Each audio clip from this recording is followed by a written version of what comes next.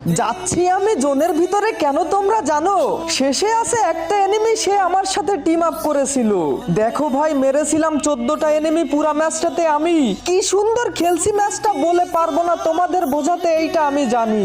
14টা enemy মারার পর দেখতে পেলাম এই এনিমিটাকে মারতে যেই যাবো আমি, দেখো কিভাবে করছিল উঠবস আমার সামনেতে। আর একটু হলেই যাচ্ছিল মরে, ভেবেছিলাম সে নতুন প্লেয়ার হবে, পোশাক আশাক নাই তার, গুলোয়ালটার কালারও সাদা হবে।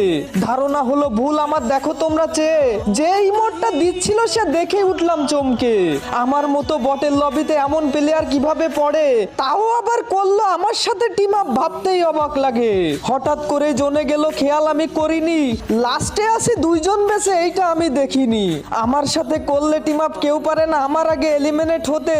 তার সাথে কিছু সময় সম্পর্ক, বিশ্বাস করো মনটা কেড়ে নিছে। যাচ্ছি আমি উড়াল দিয়ে জোনের ভিতরে, কষ্ট পাই না আমি কখনো